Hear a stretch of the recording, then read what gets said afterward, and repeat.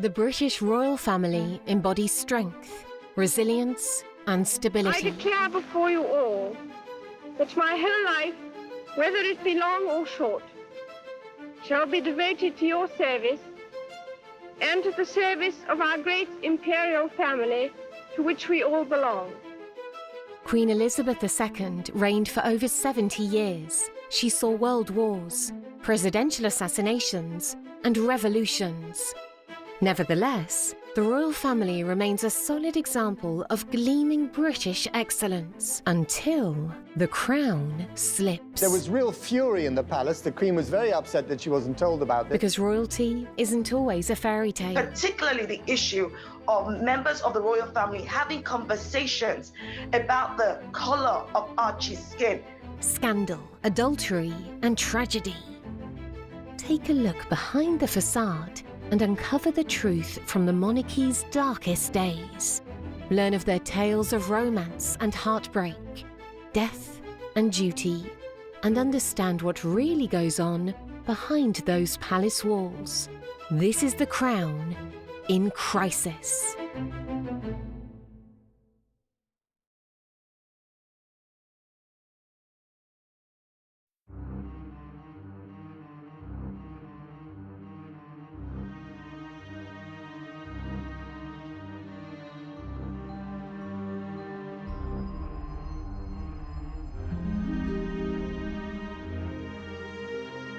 In 1936, the reigning King George V died, and his eldest son, Edward, ascended to the throne as King Edward VIII. However, before the year had concluded, he had abdicated the throne to marry his true love, a twice-divorced American woman, Wallis Simpson. The abdication meant that Elizabeth and Margaret's father, Albert, reluctantly had to take the crown and become the next king.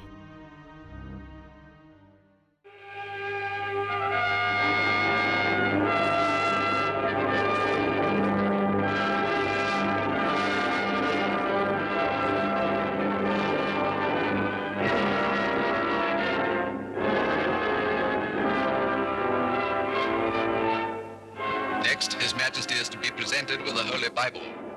To enable him to receive it, the Lord Great Chamberlain draws off the jeweled glove, after which the Bible can be delivered.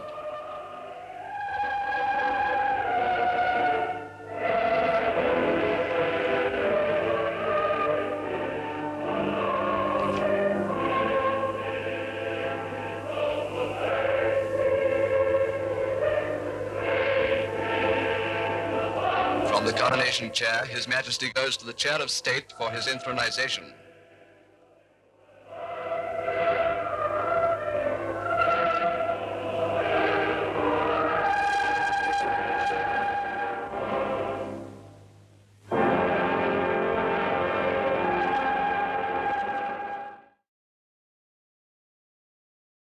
Never before has a newly crowned king been able to talk to all his peoples in their own homes on the day of his coronation.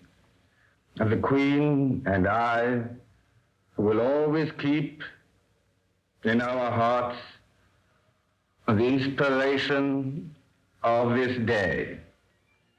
Thus royalty endures in the greatest empire ever known.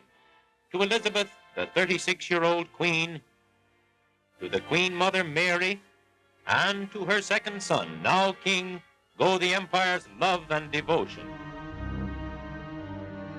The family were catapulted into the spotlight, and Elizabeth's father was now the centre of the world stage. Becoming king greatly strained his life, something his family noticed daily. Princess Elizabeth became heir presumptive, a title that impacted her childhood greatly. Albert was extremely close to his daughters and adored them, calling Elizabeth his pride and Margaret his joy. Elizabeth was just 11 years old at the time, but but George immediately recognised that his new role meant that his daughter would one day succeed him as Queen. Princess Elizabeth was very close to her father, always was. I mean, he absolutely adored Margot, Princess Margaret, and Margaret made him laugh, but he was very proud of Elizabeth. And he saw that sense of duty. He spotted it very early on, and he knew that she would be just the sort of queen that the country needed. From her first appearance, then after King Edward abdicated his new throne, the Yorks became king and queen. Elizabeth, at 10, was now heir presumptive. Reviewing the girl guides at Windsor Castle, the little princesses Elizabeth, 12, and Margaret, 8, assumed new importance. In 1940, Hitler began to bomb England. Thousands of children were evacuated, among them Elizabeth and Margaret, now 14 and 10, who were sent up the Thames to a safer haven.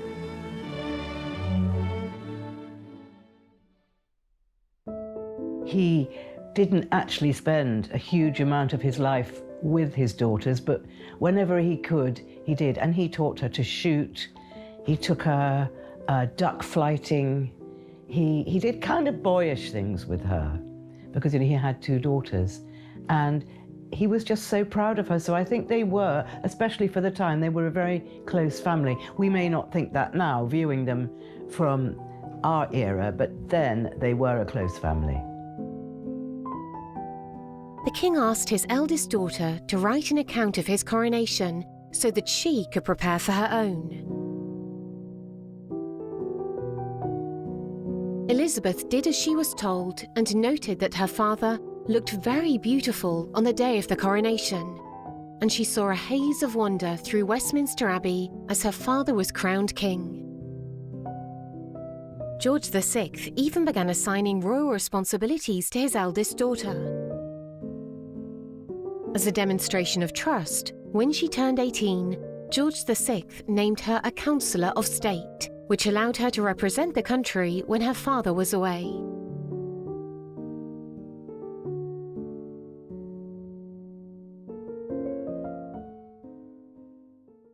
It's a spring morning is out of the kingdom. She will in fact begin to assume all the duties and tasks that fall to royalty.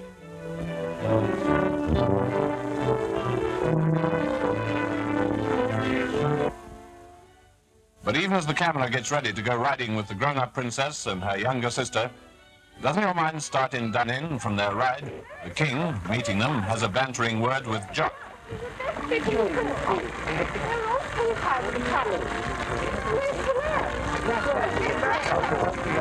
Elizabeth is 18 years old on the 21st of April.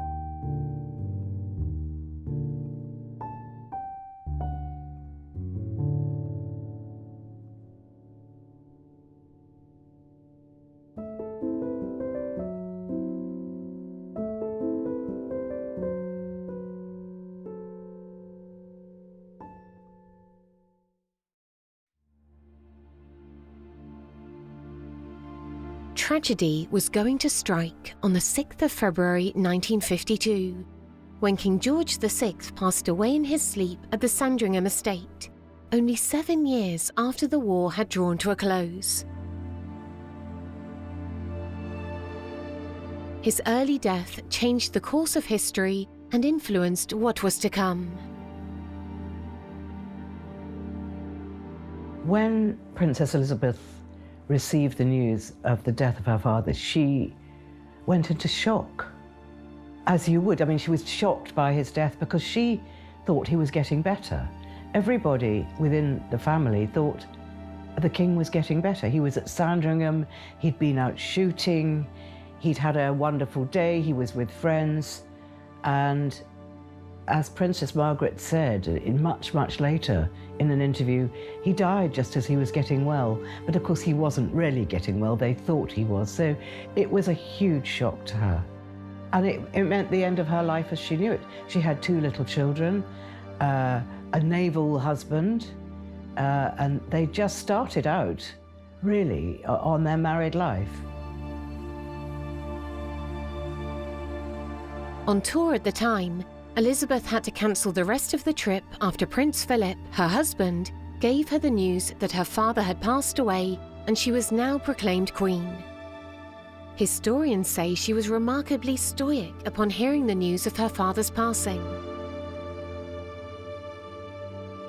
Behind the gates of Sandringham, from the parish church, the time Major Macdonald sounded faintly in the distance as the coffin was put onto the gun carriage, and the impressively simple cortege began the slow procession to the station.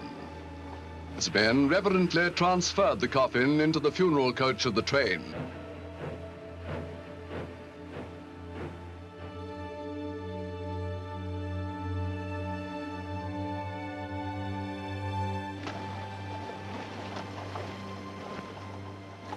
Thousands, oblivious of rain and chilling wind. Their presence was the tribute they could pay to him, of whom no more on earth we sing, God. The dead monarch returned to Whitehall, once a kingly way where stood the royal palace.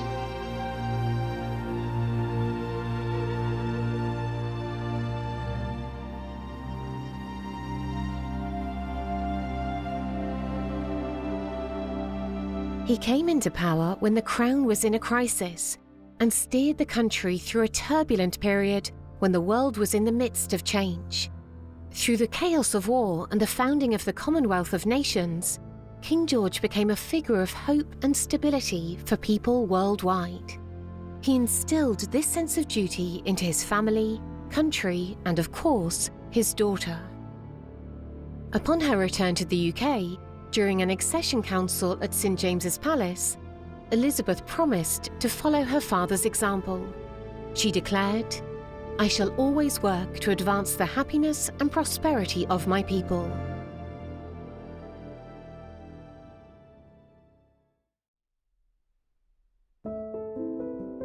Elizabeth Bowes-Lyon was 26 when she gave birth to Elizabeth in 1926. 4 years later, in 1930, her second daughter, Margaret, was born. It is believed that she was pretty indulgent as a mother, as well as being protective and not wanting to overburden Elizabeth and her sister with learning. She often said she just wished her daughters would have pleasant memories. Her life changed drastically in 1952 when the king died. For the Queen, his daughter, the widowed Queen, his wife, and Princess Margaret, the great ordeal begins. The imperial crown, with its 3,000 jewels, glints in the fitful light as George VI returns to his sorrowing capital. And with it, on the oak coffin, is the white wreath of his widow. 15 years ago, he walked here behind his dead father, with no thought of crown or throne, a quiet, shy man, thankful that greatness was not to be thrust upon him. But fate ruled otherwise.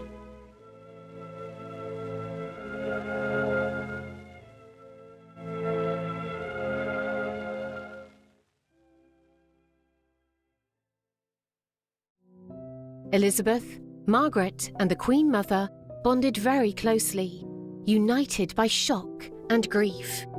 This was a time of great difficulty.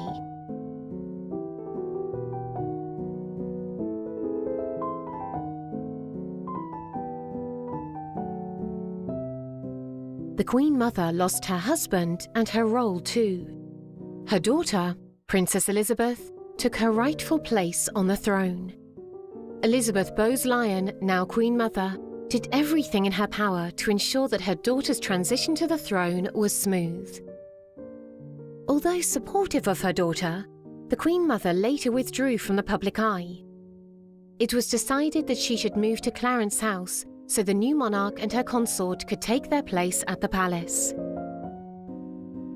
I feel that we know a little less about the relationship with the Queen Mother, but she doted on her mother because in later years she's always, what would Mummy think? What would Mummy think? We can't do that, it'll upset Mummy. So she was very in awe of her mother, I think. The Queen Mother was in her 50s when she became what is known as a Dowager Queen. Slowly, she was pushed out of the picture.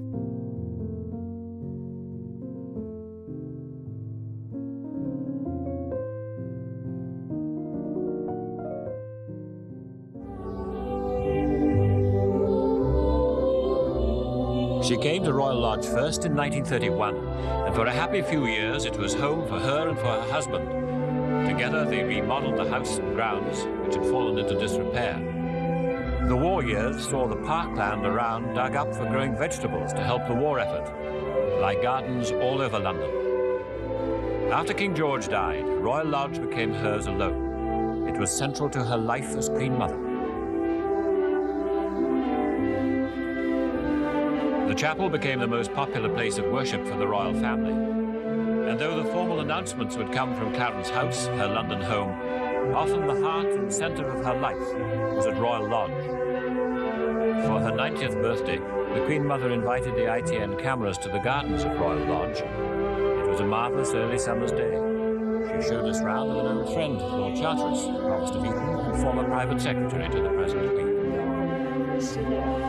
It's really a wild garden, you know. And this is the garden as you planned it? Well, nature took a great hold, I think, you know. Now, there are all sorts of stories told about how guests which came to the house were virtually issued with a spade and a lot of charm from you and were told to get on with it. Kind people did do a little digging and snipping and all that sort of thing. Yes, they were all very helpful. It was great fun to do, you know. It was a bit of a wild place, you might say. And bonfire. Masses of bonfire. Food. That's a great joy. I think the king made this garden, you see, really. I mean, he did all the work. And now we have other friends. That's right. Hello. Oh, ready to do that.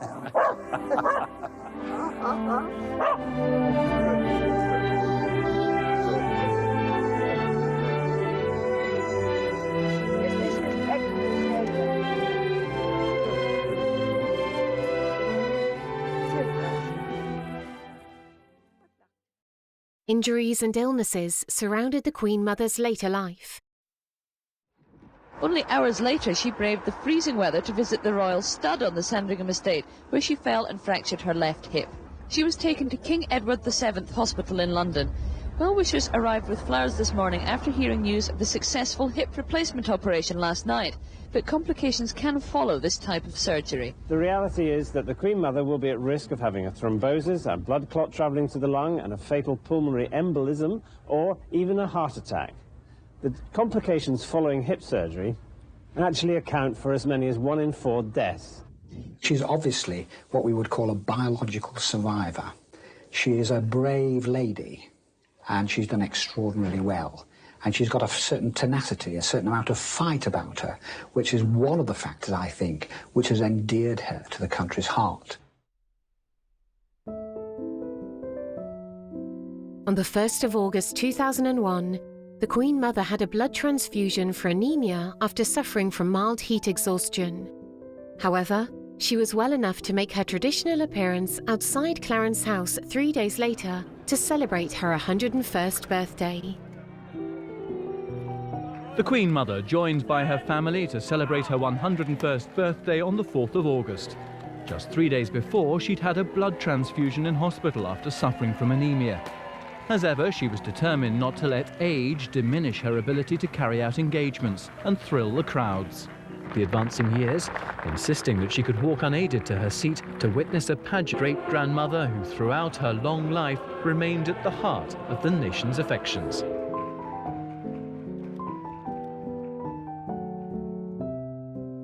Later that year, aged 101, she fractured her pelvis in a fall. Throughout 2002, the Queen Mother went through a series of accidents that were proof of her frail state.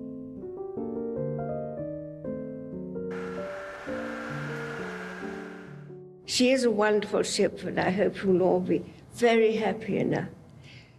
And I would like also to give my very best wishes to the ship's company and those at Versailles who helped so much. And now, Captain Selton, splice the main brace.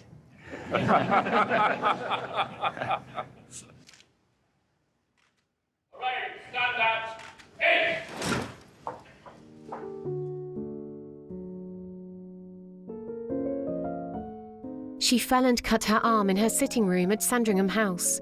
An ambulance and doctor were called and the wound was dressed.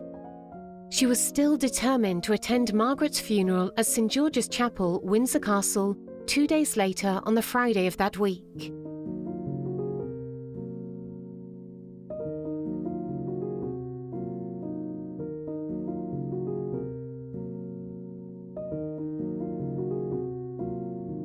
Her health began to deteriorate precipitously during her last weeks after retreating to Royal Lodge for the final time.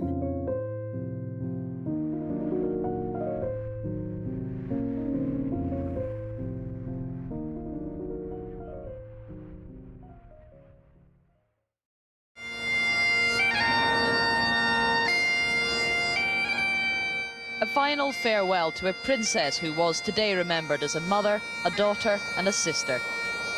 The Queen wiping a tear as Princess Margaret's coffin left Windsor for the crematorium.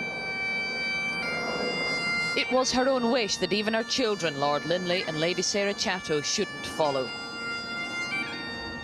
A private family funeral was what she had requested. Prince Charles, who spoke this week of his darling aunt, following as the Princess Royal led the mourners.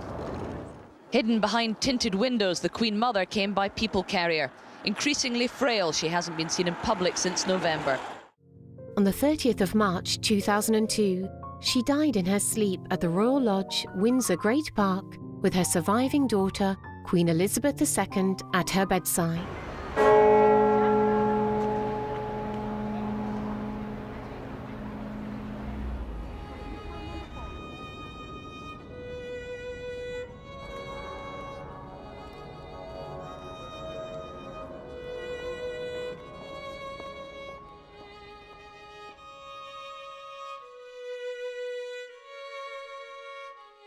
Tonight, the Queen and Duke of Edinburgh led 3 generations of the royal family into Windsor's Royal Chapel for a service in memory of the Queen Mother. Her coffin will rest inside the chapel for 3 days before being taken to St James's Palace. Ever since my beloved mother died over a week ago, I have been deeply moved by the outpouring of affection which has accompanied her death. My family and I always knew what she meant for the people of this country, and the special place she occupied in the hearts of so many here, in the Commonwealth, and in other parts of the world. But the extent of the tribute that huge numbers of you have paid my mother in the last few days has been overwhelming. I have drawn great comfort from so many individual acts of kindness and respect. Over the years, I have met many people who have had to cope with family loss, sometimes in the most tragic of circumstances. So I count myself fortunate that my mother was blessed with a long and happy life. She had an infectious zest for living, and this remained with her until the very end. I know, too, that her faith was always a great strength to her. At the ceremony tomorrow, I hope that sadness will blend with a wider sense of thanksgiving, not just for her life, but for the times in which she lived. A century for this country and the Commonwealth, not without its trials and sorrows, but also one of extraordinary progress, full of examples of courage and service, as well as fun and laughter. This is what my mother would have understood, because it was the warmth and affection of people everywhere which inspired her resolve, dedication, and enthusiasm for life. I thank you for the support you are giving me and my family as we come to terms with her death and the void she has left in our midst. I thank you also from my heart for the love you gave her during her life and the honor you now give her in death. May God bless you all.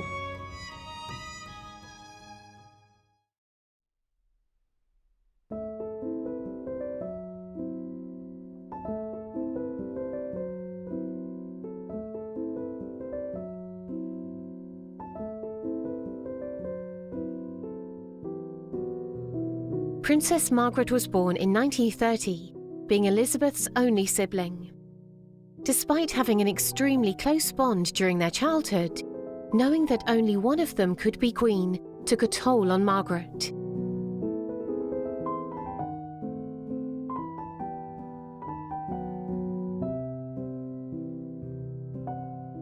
She often struggled to find a purpose to her role, envying Elizabeth's exceptional dedication and attitude to the inherited duties.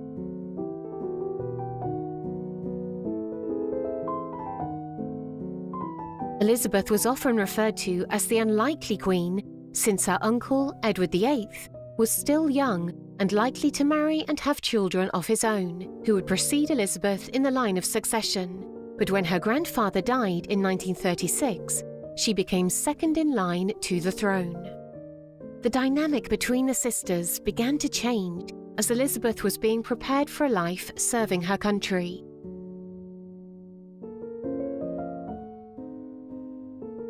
Margaret began to feel overlooked, giving herself the nickname Second Best Rose. She began to receive a separate education compared to her sister, who was now required to participate in more public engagements and coaching for her pending role as the next monarch.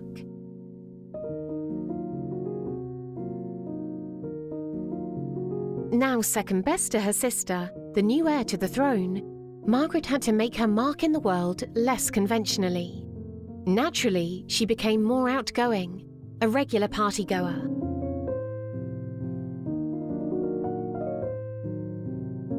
She had a strong affinity for smoking and drinking. Unfortunately, her enjoyment of an occasional cigarette became a severe addiction, and she became known for smoking up to 60 strong cigarettes a day. Sadly, Princess Margaret passed away on the 9th of February 2002. She died peacefully in her sleep after being hospitalized for another stroke the previous day. She was taken from her home at Kensington Palace to hospital with her children by her side. The Queen made her announcement immediately, informing the world of her sister's death. You know, on one level, I mean, she was a great character. You know, she really, really was. I sometimes wish it had been possible for the public to have known, generally for the public to have known, how thoughtful and kind and loving she could be. Among the discs she chose to take with her onto her desert island was a rendition of Rule Britannia, because to her, being patriotic was important. And like her mother, on the anniversary of VE Day, she remembered the lyric.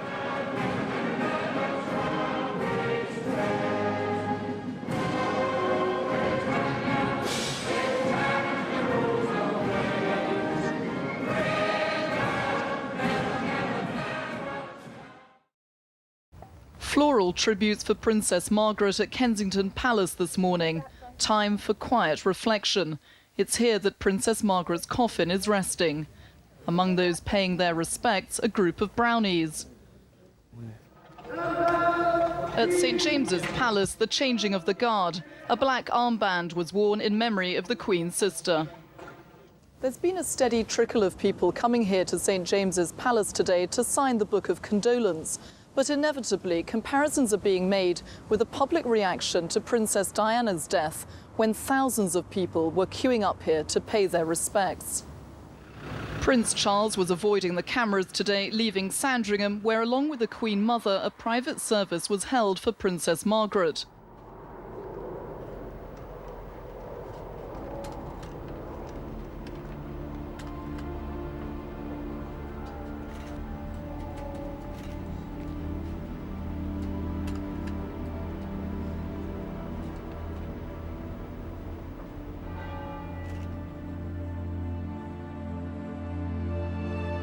Elizabeth had a complicated relationship with her sister.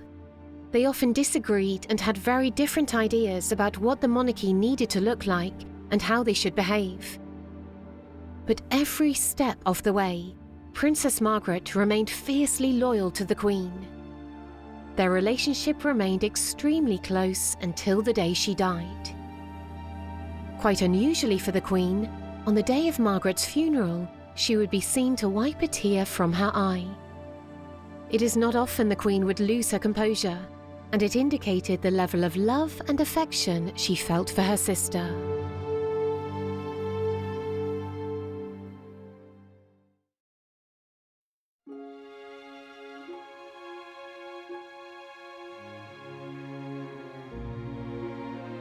Throughout the years, there was always a constant in Elizabeth's life, always by her side. Prince Philip was the man that offered her unconditional support and devotion.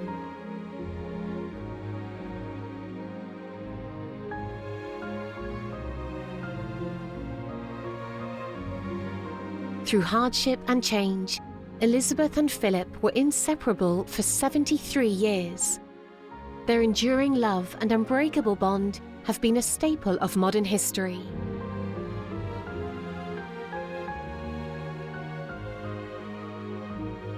Prince Philip was born in 1952 on the island of Corfu, Greece, into the Greek and Danish royal families. His family was exiled from the country when he was only 8 months old.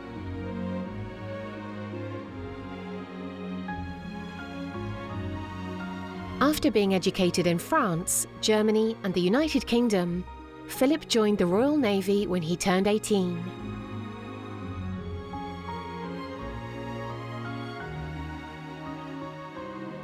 Elizabeth and Philip first met when she was 8 years old, and he was 13. It was during Philip's cousin's wedding, Princess Marina of Greece and Denmark, and Elizabeth's uncle, Prince George, Duke of Kent.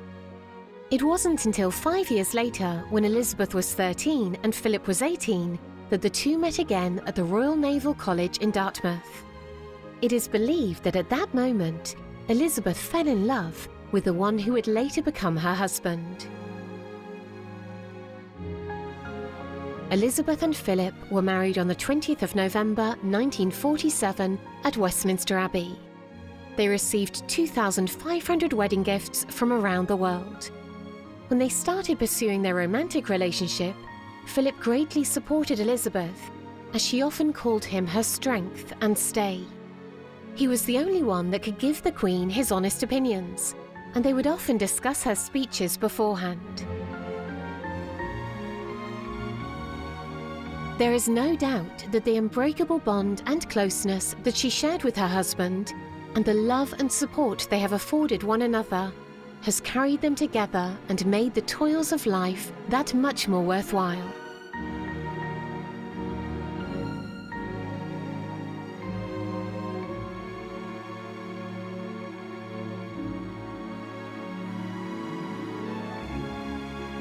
Unfortunately, on the 9th of April 2021, Prince Philip, the Queen's dear husband of 73 years, died.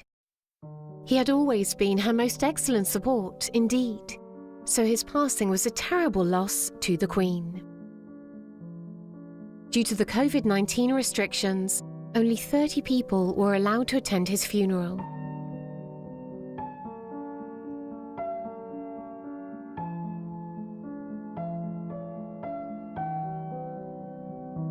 I particularly wanted to say that my father, I suppose the last 70 years, has given the most remarkable, devoted service to the Queen, to my family, and to the country, and also to the whole of the Commonwealth.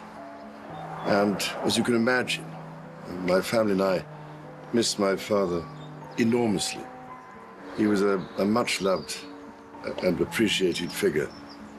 And apart from anything else, I can imagine, and we're so deeply touched by the number of other people here and elsewhere around the world in the Commonwealth who also, I think, share our loss and our sorrow. And my dear Papa was a very special person who, I think, above all else, would have been amazed by the reaction and the touching things that have been said about him. And from that point of view, we are, my family, deeply grateful for all that. It will sustain us in this particular loss and at this particularly sad time.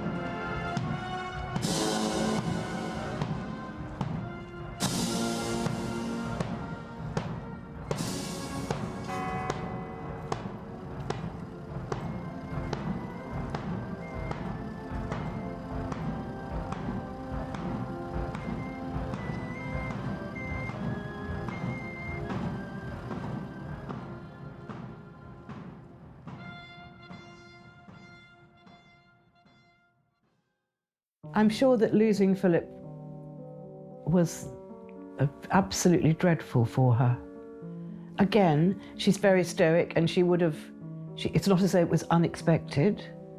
He'd been on a downward path for a few months, so she knew that he wasn't going to last forever. She also knew he didn't want to live to be 100, and she knew how stubborn he was. So I think she probably felt a bit of relief for him, because he was no longer in pain, and he'd gone very peacefully, and I think that was very important to her. And also, the Queen is extremely religious, and her faith would have held her together. I don't think there would have been an outpouring of tears. I think she just sort of withdrew into herself, which is what people of her kind of caliber do. She wouldn't have shown any great emotion, even to her children, I wouldn't imagine, but it would all be inside of her.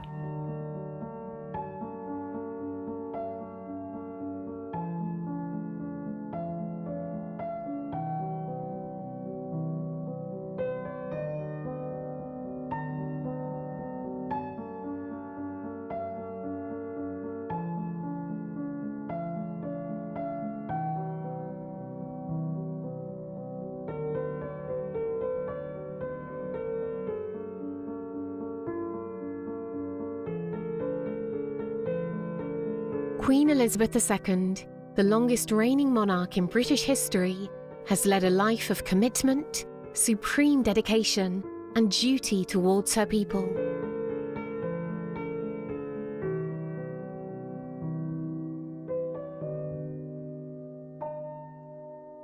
Her life was heavily influenced by the critical people that surrounded her, but also by their deaths and the toll these would take on the course of history.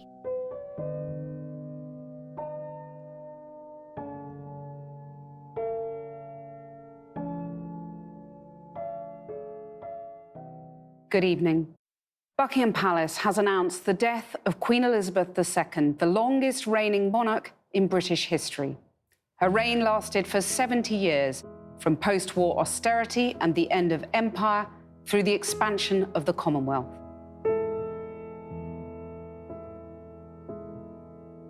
The nation bid farewell to Britain's longest reigning monarch.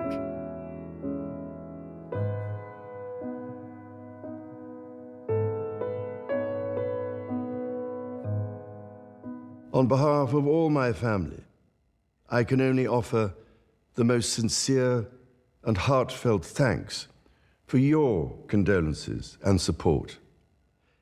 They mean more to me than I can ever possibly express. And to my darling Mama, as you begin your last great journey to join my dear late Papa, I want simply to say this: thank you.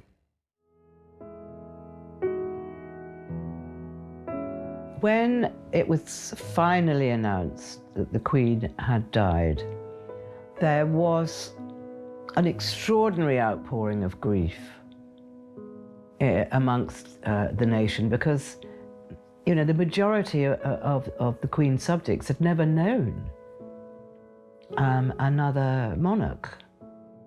You're clearly very, very sad. Tell me how you're feeling right now at this news. Just touched with the whole situation, you know. You don't think you will be, but she's been a part of my life forever. It was kind of the end of an era. It wasn't just her death, it was the end of an era. It was end of the Elizabethan age as we know it. For most of her life, first as a princess, then as queen, Buckingham Palace was her London home. Today, with military precision, Britain's longest-serving monarch left the palace for the last time. The Queen's coffin, draped in the royal standard and with the imperial state crown on top, was taken slowly through the palace gates aboard a gun carriage. Behind walked the King, his sister and brothers, and behind them the Dukes of Cambridge and Sussex. 25 years ago, the two brothers had their childhood defined by the image of them walking behind their mother's coffin. Today, they honoured their grandmother in the same way.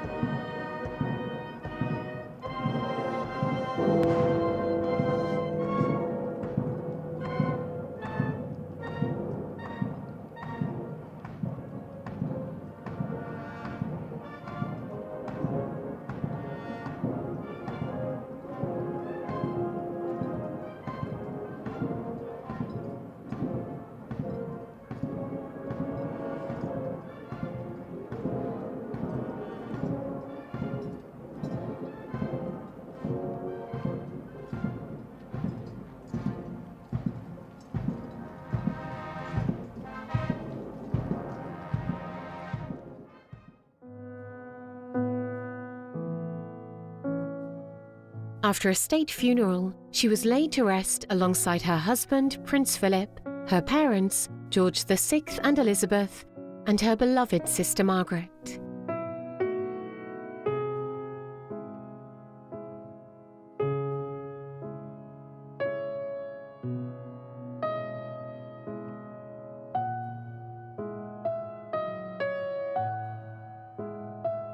The lives, but also the deaths of these remarkable members of the monarchy have shaped the course of history as we know it.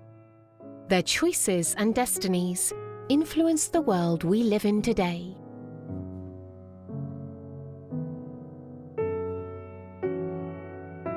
Their deaths marked a time that the crown was in crisis.